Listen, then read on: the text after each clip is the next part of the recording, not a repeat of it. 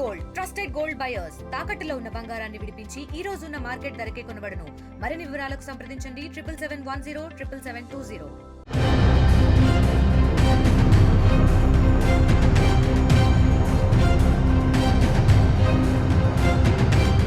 రాష్ట్ర వ్యాప్తంగా కలకలం సృష్టించిన అమీన్పూర్ ఘటనపై పూర్తిగా అంతా కూడా సర్వత్రా విమర్శలు వ్యక్తమవుతున్నాయి. ఎందుకంటే కన్న తల్లే తన పిల్లల్ని అత్యంత క్రూరంగా పూర్తిగా చంపేసినటువంటి నేపథ్యంలో వారి బంధువులు కావచ్చు, ఆ గ్రామస్తులు కావచ్చు, వారంతా కూడా దీనిపై ఆగ్రహం వ్యక్తం చేస్తున్నటువంటి పరిస్థితి.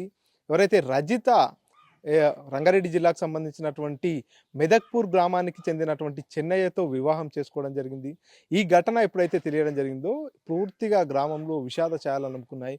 ముగ్గురు పిల్లలు గ్రామానికి కూడా సెలవుల్లో కావచ్చు అప్పుడప్పుడు వస్తూ ఉండేవారు. కాబట్టి వారందరూ కూడా ఎంతో చనువుగా గ్రామస్తులతో వారి బంధువులతో అంతా కూడా ఉంటున్నటువంటి నేపథ్యంలో ఆ ముగ్గురు పిల్లలను కన్న తల్లి రజిత చంపేసినటువంటి నేపథ్యంలో ప్రస్తుతం చెన్నయ్య ఇంటి దగ్గర అంతా కూడా విషాద ఛాయలు అలుముకున్నాయి. ప్రస్తుతం మనం చెన్నయ్య ఇంటి దగ్గర ఉన్నాం. మెదక్పూర్లో ఉన్నటువంటి చెన్నయ్య ఇంటి దగ్గర ఇక్కడంతా కూడా చెన్నైకి సంబంధించినటువంటి బంధువులు కావచ్చు, వారి కుటుంబ సభ్యులంతా కూడా ఇక్కడే ఉన్నటువంటి పరిస్థితి చూస్తున్నాం. విజువల్స్లో చూసుకున్నట్టయితే చెన్నయ్య ఇంటి నిర్మాణాన్ని కూడా చేపడుతున్నాడు. హైదరాబాద్లోని అమీన్పూర్లో ఉంటున్నప్పటికీ కూడా సొంత గ్రామంలో తను ఉండడానికి ఒక నివాసాన్ని ఏర్పాటు చేసుకుని పూర్తిగా ఇంటి నిర్మాణాన్ని కూడా చేపడుతున్నటువంటి పరిస్థితి. ఎన్నో కలలు పెంచడంతో చెన్నయ్య జీవితం ముందుకు సాగుతున్నటువంటి నేపథ్యంలో ఒక్కసారిగా చెన్నయ్య రజిత జీవితంలోకి శివకుమార్ అనేటటువంటి వ్యక్తి రావడంతో ఆ కలలన్నీ కూడా నీరుగారిపోయాయి. తన పిల్లలు ముగ్గురు పిల్లలు అత్యున్నత స్థాయిలో ఉండాలి, వారంతా కూడా ప్రయోజకులు కావాలనేటటువంటి ఎన్నో కలలు, పిల్లలపై ఎన్నో ఆశలు పెట్టుకున్నటువంటి చెన్నయ్య కలల్ని అన్నిటినీ కూడా ఆవిరిగార్చేసింది రజిత.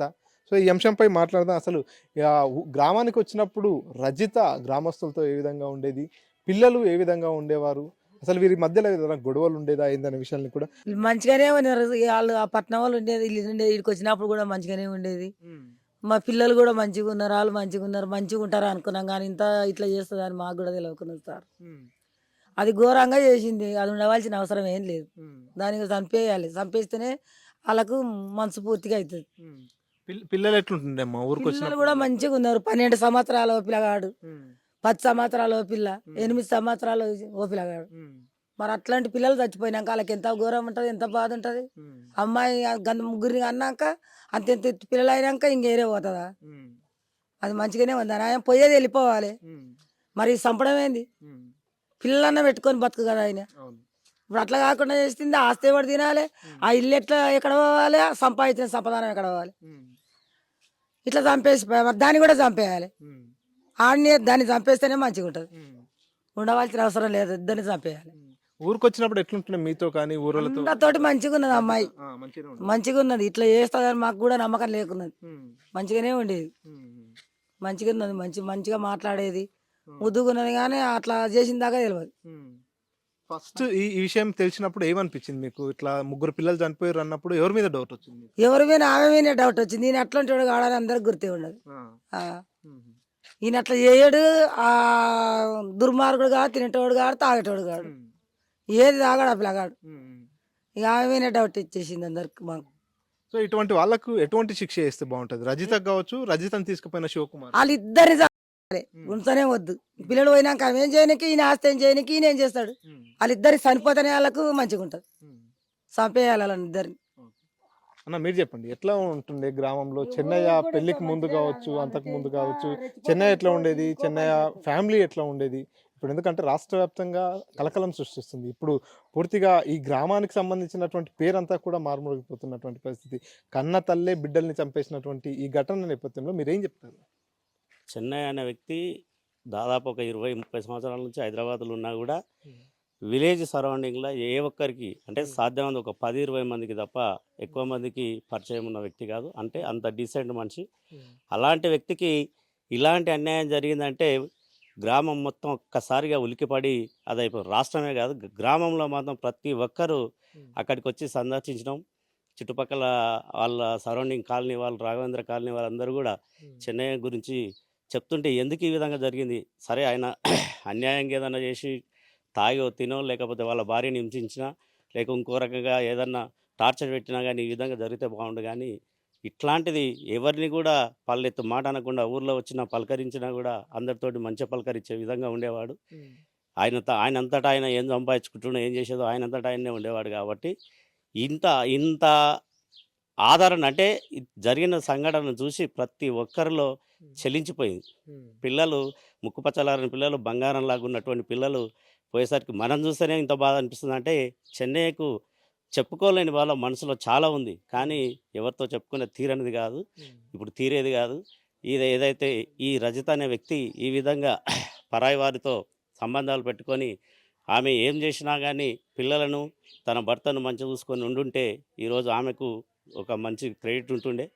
ఈ విధంగా చేయడం, ఇలాంటి వ్యక్తి ఒక సాధారణంగా మామూలుగా ఒక యువకుడు ఒక ఆడవాళ్ళ పైనో లేకపోతే ఒక అమ్మాయి పైనో ఏదైనా అఘాయిత్యం చేస్తే ఏ విధంగా అయితే నిర్భయ కేసులు ఇట్లా ఏ విధంగా అయితే ఉన్నాయో ఇప్పుడు కూడా ఈ రాష్ట్రంలో ఉన్నటువంటి కొంతమంది భార్యలు ఇలాంటి భర్తలను ఇబ్బంది పెడుతున్నటువంటి భార్యలకు కూడా అలాంటి ఒక కేసు ఒకటి చట్టాన్ని తీసుకొని వచ్చి గవర్నమెంట్ స్పందించి దీనిపైన గవర్నమెంట్ కూడా స్పందించి ఇలాంటిది మళ్ళా ఫ్యూచర్లో జరగకుండా ఉండేటట్టుగా నిఘా యత్నాన్ని బాగా పెద్ద ఎత్తున చేసి ప్రతి ఒక్కరిని కాపాడుకునే విధంగా చేయాలనేది మా కోరిక. ఏంటంటే చిన్నపిల్లలను చంపడం అనేది కాదు, ఆయనను చంపాలనే ప్రయత్నం కూడా చేసినట్టు మనకు ఆ సర్చింగ్లో తెలుస్తుంది.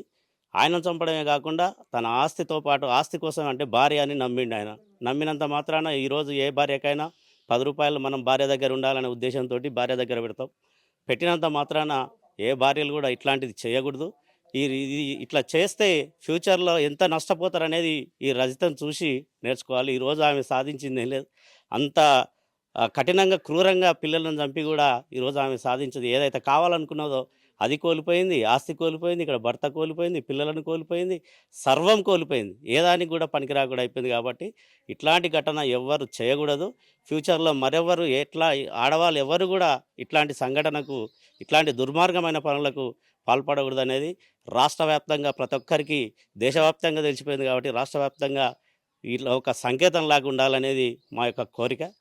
ఎట్లాంటి శిక్షలు ఇస్తే బాగుంటుంది? తీసుకెళ్ళినటువంటి శివకుమార్ అనేటటువంటి వ్యక్తికి కావచ్చు, కన్నపిల్లల్ని చంపినటువంటి రజితకు కావచ్చు, ఎలాంటి శిక్ష ఇస్తే బాగుంటుంది?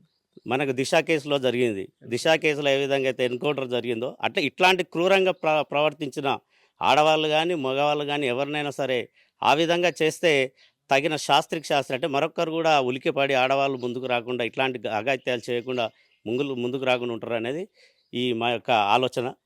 దీన్ని మీ ఛానల్ ద్వారా, RTV ఛానల్ ద్వారా రాష్ట్ర వ్యాప్తంగా దీన్ని టెలికాస్ట్ చేసి రాష్ట్రంలో జరుగుతున్న ఇట్లాంటి దుర్ఘటనలను ఖండించే విధంగా మా గ్రామమే కాదు అన్ని గ్రామాలు కూడా ఉలిక్కి పడుతున్నాయి. ప్రతి ఒక్కరూ మీ ఊళ్ళు ఇట్లా జరిగిందంటే మాకే తెలియదు, మీ ఊళ్ళు ఇట్లా జరిగిందని ఫస్ట్ ఫోన్లు చేస్తుంటే మేమే పరిశాన్ అయినాం. ఇట్లాంటిది ఎక్కడ జరగకూడదు అనేది మా ఉద్దేశం.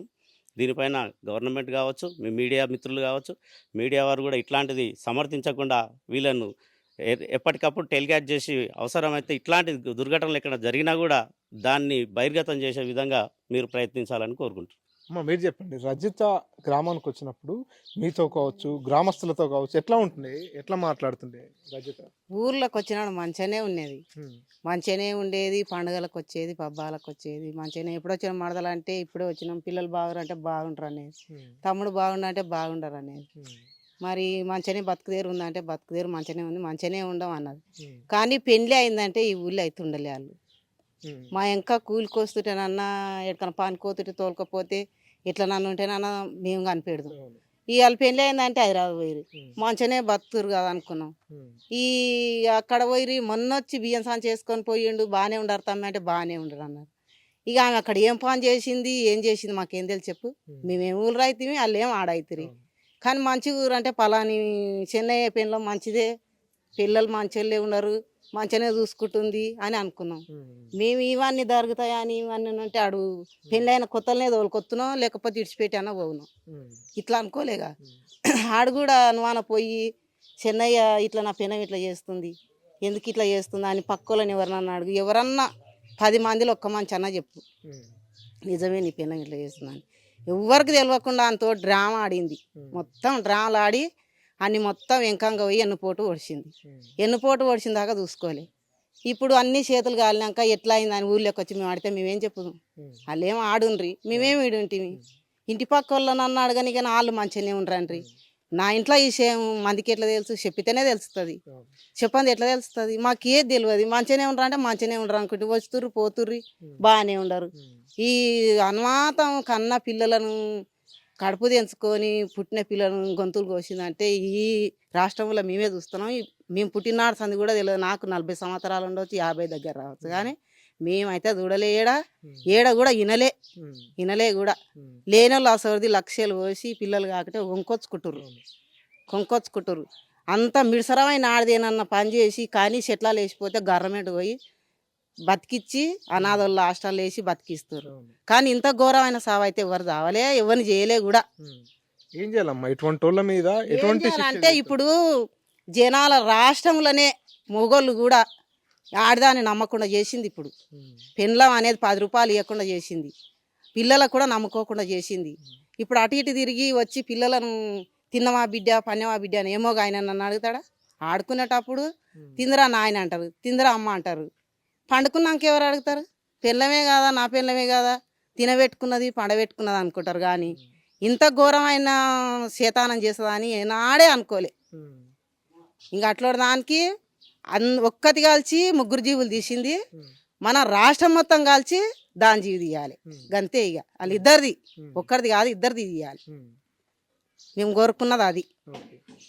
సో ఇది ఇక్కడ ఉన్నవారంతా కూడా ఒకటే చెప్తున్నారు. ఎవరైతే ఈ ఘాతకానికి పాల్పడినటువంటి రజిత కావచ్చు, శివకుమార్ కావచ్చు, వారిద్దరిని ఎన్కౌంటర్ చేయాలి, లేదంటే నడి రోడ్డు మీద ఉరి తీయాలంటూ కూడా ఇక్కడ ఉన్నంత వాళ్ళు డిమాండ్ చేస్తున్నారు. ఇంకొంతమంది ఉన్నారు. అమ్మ చెప్పండి, అసలు రజిత ఇటువంటి ఘటన దుశ్చర్యకు పాల్పడుతుందని ఎప్పుడన్నా అనుకున్నారా? ఎప్పుడు అనుకోలేదు సార్. మంచిగానే ఉన్నది, మంచిగానే చేసింది. కానీ ఇట్లా చేస్తుందని మేము అనుకోలేదు. పిల్లలు అనాథంగా చంపింది. ఇక చంపింది, మా మరిది నాగం చేసింది. అంటే ఎట్లుంటుండమ్మా పండగలకు కానీ ఊరికి వచ్చినప్పుడు పిల్లలతోటి ఎట్లుంటుండే? మంచిగా ప్రేమగానే ఉంటుండేనా? బాగానే ఉన్నది, మంచిగానే ఉండేది, మంచిగానే ఉండేది. కానీ ఇక ఇట్లా చేసింది మాకు తెలియదు. అంటే దాదాపుగా 12 ఏళ్ళు 10 ఏళ్ళు 8 ఏళ్ళ పాటు పిల్లల్ని పెంచినటువంటి తల్లే ఈ రకంగా అసలు తాను పిల్లల్ని మోసింది, కన్నది, అవన్నీ మర్చిపోయి ఇట్లా చేసినటువంటి ఈ రజితను ఏం చేస్తే బాగుంటుంది? ఏం చేస్తే బాగుంటుంది సార్? ఏంది సంపాలే దాన్ని ఉంచకూడదు, ఉంచకూడదు అట్లాడదాన్ని. ఎట్లా ఉంది ఇప్పుడు చెన్నై పరిస్థితి? ఎట్లా ఉంది చిన్న పరిస్థితి? ఎట్లుంది? ఆయన తిప్పాలి, ఆయనకు గోస పదిస్తలేదు. మస్తు బాధపడుతున్నాడు, పిల్లలు లేక అంత అది లేక. మంచిగా చూసుకుంటున్నా? మంచిగానే చూసుకునేది, ఎప్పుడు మంచిగానే చూసుకునేది, మంచిగానే చూసుకొని మంచిగానే ఉండేది. కానీ ఇట్లా చేస్తా అనుకోలేము సార్. మీరు చెప్పండి అమ్మా, మీతో అయినా ఎట్లా ఉంటుంది? మాట్లాడుతున్నా ఊరికి వచ్చినప్పుడు చనువుగా ఉండేది? మంచిగా ఉండేది సార్, మంచిగా ఉండేది, వచ్చిపోయేది. పిల్లల తల్లులు బాగానే ఉన్నారు. ఇంత అన్యాయం జరుగుతుంది ఎప్పుడు అనుకోలేదు సార్. అలాంటి రోడ్డు మీద వేసింది, అది పోయాన్లో పడ్డది, దాన్ని చంపాలి ఉండొద్దు. సో ఇది పూర్తిగా కన్న తల్లే కర్కశత్వంగా మారిపోయినటువంటి నేపథ్యంలో వారి ఇక్కడ ఉన్నటువంటి గ్రామస్తులు కావచ్చు, వారి కుటుంబ సభ్యులంతా కూడా దీనిపై కఠినమైనటువంటి చర్యలు తీసుకోవాలనేటటువంటి డిమాండ్ వ్యక్తపరుస్తున్నారు. అమ్మ మీకేమవుతుంది రజిత? తోటి కోడలు సార్. ఎట్లా ఉంటుండే మామూలుగా మీతో కానీ పిల్లల్ని ఎట్లా చూసుకుంటున్నారు ముఖ్యంగా? ఎందుకంటే ఇప్పుడు పిల్లలు అందరూ కూడా కన్నతల్లులంతా కూడా అల్లారు ముద్దుగా పెంచుకుంటారు. అటువంటి పిల్లల్ని చంపేసిందంటే మొదటి నుంచి పిల్లల మీద ప్రేమ ఉండేదా లేకపోతే కోపంగా? చాలా ఇష్టం సార్ తనకి పిల్లలంటే. చాలా వరకు చాలా బాగా చూసుకున్నది. తన పిల్లల కళని తన కళగా అనుకునేది తల్లిదండ్రులు ఇద్దరు. ఆ కళల్ని కూడా నిరాశపరిచింది సార్ తను. ఇలాంటి అన్యాయం ఏ కుటుంబంలో జరగకూడదు సార్. అంటే భర్తతో పిల్లలతో బాగానే ఉండేది? చాలా బాగుండేది సార్. కానీ 3 నెలల క్రితం నుంచి మా బావ చెప్పింది ఏంటంటే చాలా ప్రేమ ఒలకబోసింది అన్నారు. కానీ ఇన్ని రోజుల నుంచి ఇంత ప్రేమ ఉంటే ఆ మనిషికి డౌట్ రాకపోతుండే. 3 నెలల నుంచి ప్రేమ ఒలకబోసేసరికి అడిగేసిన తర్వాత తన టీచింగ్ చేస్తుంది కాబట్టి టీచింగ్ పర్పస్లో పేరెంట్స్ చేస్తుంటారు, టీచర్స్ చేస్తుంటారు, హెడ్ ఫోన్ చేస్తుంటారు. సో ఆ విధంగా అనుకున్నాడు. కానీ ఇట్లాంటి కుట్ర జరుగుతుందని తను ఏ విధంగా అనుకోలేదు. ఏ పర్పస్లో కూడా తనకు డౌట్ రాలేదు ఈ విషయంలో మాత్రం. అంటే ఎప్పుడన్నా మీతో డిస్కస్ చేస్తున్నప్పుడు ఇటువంటి ఘటనల విషయంలో కావచ్చు, అక్కడక్కడ చిన్న చిన్న మన దృష్టికి వస్తుంటాయి కొన్ని ఘటనలు. వీటిపై తన రియాక్షన్ ఎట్లా ఉంటుంది? ఆ రియాక్షన్ మాత్రం చాలా కర్కశంగా, తను కూడా చాలా రియాక్ట్ అయ్యేది సార్. ఇట్లా చేస్తారా, అట్లా చేస్తారా అని చాలా రియాక్ట్ అయ్యేది. కానీ ఇది 3 నెలల నుంచి గెట్ టుగెదర్ చేసినప్పటి నుంచి తన విషయంలో చాలా మార్పులు వచ్చినాయి. అది ఇట్లాంటి మార్పు తెస్తుందని అనుకోలేదు సార్. వెళ్ళిపోవాలనుకుంటే తను ఒక్కటి వెళ్ళిపోయాల్సిండే. ఇట్లా పిల్లలు సంతోషంగా ఉండరు, తండ్రి సంతోషంగా ఉండరు, తను కూడా సంతోషంగా ఉంటుండే వెళ్ళిపోయిన ఉంటే. ఇప్పుడు తనకు ఏ సంతోషం లేదు, మాకు తీరని దుఃఖాన్ని మిగిలించింది. బ్రతికున్న శవంలా తిరుగుతున్నాడు సార్. తను నిద్ర లేదు, తిండి లేదు. ప్రతిరోజు హాస్పిటల్కి తీసుకుపోతున్నాం, సెలైన్ ఎక్కిస్తున్నాం, తీసుకొస్తున్నాం. అంతకుమించి తను ఏ ఫుడ్ కూడా తీసుకోవట్లేదు. తనకు న్యాయం జరిగేంత వరకు తన పోరాటం ఇలానే సాగుతుంది సార్. పిల్లలు ఎట్లుండేదమ్మా ఊరికి వచ్చినప్పుడు కానీ, మీ కుటుంబంలో మీతో కానీ యాక్టివ్గా ఉండేదా, ఎట్లా ఉండేది? చాలా యాక్టివ్ సార్, చాలా యాక్టివ్ అంటే చాలా యాక్టివ్. ఇంకా స్టడీ పరంగా కూడా చాలా యాక్టివ్గా ఉన్నారు. టీచర్స్ కూడా చాలా ఇంప్రెస్ అయ్యేవారు వీళ్ళ స్టడీ చూసి. ముగ్గురు ఉంటే ముగ్గురు కూడా ఫస్ట్ ర్యాంకర్గానే వచ్చేవారు ప్రతి క్లాస్లో. వీళ్ళ దగ్గర టీచర్స్ బాగా ఉండేవారు, బాగా చూసుకునేవాళ్ళు. వాళ్ళు కూడా అంత మంచిగానే ఉన్నది. కానీ ఈ గెట్ టుగెదర్ కించి అతను పరిచయం అయినప్పటి నుంచి మళ్ళీ స్టార్ట్ చేసి. సో శివకుమార్ అనేటటువంటి వ్యక్తి వీళ్ళ మధ్యలో ఎప్పుడైతే ఎంటర్ అయ్యాడో అప్పటి నుంచే సమస్యలు స్టార్ట్ అయింది సార్. అసలు తన ఫోన్ నెంబర్ ఎప్పుడు కనుక్కుందో తెలియదు, కానీ ఆ ఫోన్ నెంబర్ తీసుకున్నప్పటి నుంచి ఇక్కడ మా పిల్లల పైన, భర్త పైన, వీళ్ళ పైన అసలు ప్రేమ లేకుండా పోయింది. కాకపోతే నటించేదన్నమాట. నటించడం ఇంకా మనం చూసుకున్న ఈ నటనే కాదనుకుంటే హాస్పిటల్లో కూడా ఎంత బాగా నటించేశారు అసలు. పిల్లల్ని చంపి నా పిల్లలు ఎక్కడా, ఏం చేస్తున్నారు పిల్లలు? మా పెద్ద బావ కొడుకు చిన్నమ్మ ఎట్లా అయిందని పోతే నాకు మంచిగానే ఉంది నాయన, పిల్లలు చిన్నోడు పిల్లలు లేస్తారు, ఇంటికో నాయన అని చెప్పింది. అంతా అట్లా నటించిన ఆమె ఈ విధంగా ఎన్నిసార్లు నటన చేసిందో ఒక్కసారి అర్థం చేసుకోండి. ప్రతి మహిళకు ఒక మచ్చగా ఏర్పడింది సార్ ఈ విషయం పరంగా. ప్రతి మహిళను ఇప్పుడు ప్రతి ఒక్కరు అనుమానించే స్థాయికి వచ్చింది, ప్రతి భర్త అనుమానించే స్థాయికి తీసుకొచ్చింది. ఇది ఎంతవరకు న్యాయము? నేను కోరుకునేది ఏంటంటే న్యాయాధికారిని, శిక్షణ వేసే న్యాయాధికారిని కూడా కోరుకుంటున్నా.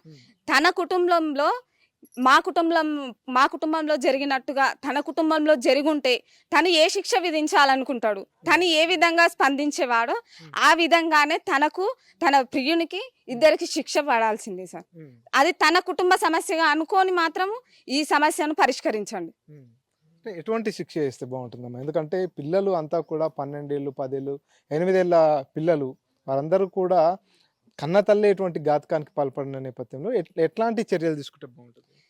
ఒక్క నిమిషము ఈ న్యూస్ చూసే వాళ్ళు ప్రతి ఒక్కరు ముక్కు మూతి మూసుకోండి. 10 నిమిషాలు కాదు కదా, ఒక్క నిమిషం మూసుకోండి. ఆ పిల్లలు పడిన నరక వేదన అనేది ప్రతి ఒక్క మనిషికి తెలిసిపోతుంది. అట్లాంటి అప్పుడు ప్రతి ఒక్కరి న్యాయము ఏ విధంగా స్పందిస్తారో ఆ విధంగానే ఉరిదీయండి. ప్రతి ఒక్కరు ఏం కోరుకుంటున్నారో అదే చేయండి. మా కుటుంబ సభ్యులు అంటే మా బాధ ఉంది కాబట్టి మేం చెప్తే చేయాలన్నట్టు లేదు. ప్రతి ఒక్కరూ ఒక్కసారి ముక్కు మూతి మూసుకొని చూడండి. ఒక్క నిమిషము మనం పడే కళ్ళలోంచి నీళ్ళు వస్తాయి, ఊపిరి ఆడదు, శ్వాస ఆడదు. ఎంత నరకంగా ఉంటుందో, ఆ పిల్లలు ఎంత నరక వేదన అనుభవించుంటారు. ఒక్క 10 నిమిషాలు కాదు కదా సార్, వచ్చే ఒక 2 గంటలలో 3 పిల్లల్ని హతమార్చిందంటే ఎంతవరకు న్యాయం? అది తన బాధ ఉంటే తనకి వెళ్ళిపోవాల్సిందే, తను నచ్చలేదంటే వెళ్ళిపోవాల్సిందే. ఇప్పుడు నీకు 50 ఏళ్ళ అబ్బాయిలాగా కనిపిస్తున్నాడా అతను? ఇన్ని రోజుల నుంచి నీకు కనిపించలేదా? అతను వచ్చే వరకు నీకు అనిపించలేదా ఈ సిచ్యువేషన్? అంతకుముందు అయినా వెళ్ళిపోయాల్సి ఉండే. ఇప్పుడు తనని చూసుకొని నువ్వు ఈ సిచ్యువేషన్ క్రియేట్ చేయడం ఎంతవరకు న్యాయము? నీ ఆస్తి పాస్తులు అన్నీ తన పేరు మీదే ఉన్నాయి. నా భార్య అని నమ్మిండు, నా భార్యని నమ్మి తన పేరు మీద చేసిండు. అది ఎంతవరకు కరెక్ట్? నువ్వు ఆస్తిని వదిలేసుకున్నావు, పిల్లల్ని వదిలేసుకున్నావు, భర్తను వదిలేసుకున్నావు, నువ్వేం సుఖపడుతున్నావు ఇప్పుడు? ఎంత ఆస్తి ఉంటుందమ్మా? ఎన్ని కోట్ల ఆస్తి? దాదాపు తన పేరు మీద 2 కోట్లకు పై ఉంటుంది, 2 కోట్లకు పైన.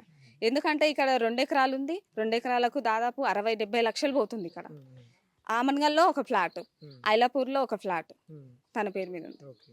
అంటే శివకుమార్ అనే వ్యక్తి మొత్తం ఈ ఆస్తులన్నిటినీ తెలుసుకున్న తర్వాతనే ఆమెను ట్రాప్ చేశాడు అనుకోవచ్చు. అది నిజము సార్, వాస్తవం. తను చెప్పింది వాస్తవం. ఎందుకంటే తన పేరు మీద ఎటువంటి ఆస్తులు, ఆధారాలు ఎటువంటివి లేవు.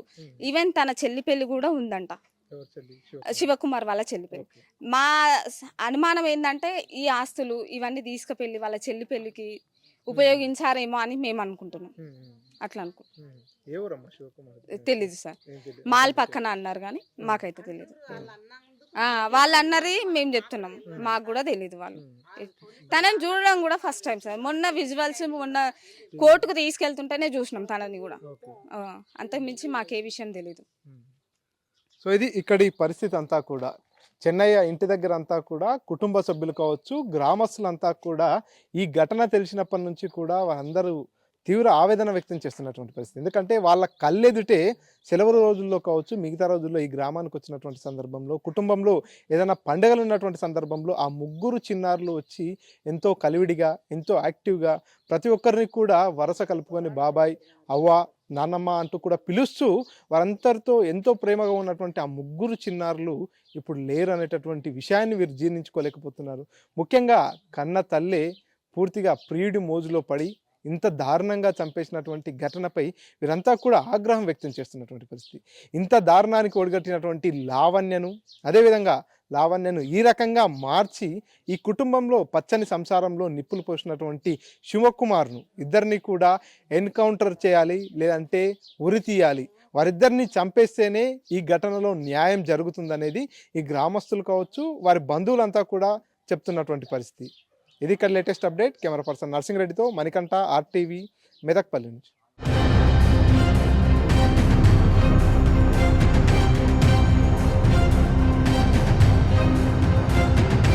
మరిన్ని వీడియోస్ కోసం ఛానల్ ని సబ్స్క్రైబ్ చేయండి. లేటెస్ట్ అప్డేట్స్ కోసం వాట్సాప్ ఛానల్ ని ఫాలో అవ్వండి. అండ్ లింక్ డిస్క్రిప్షన్ లో ఉంది.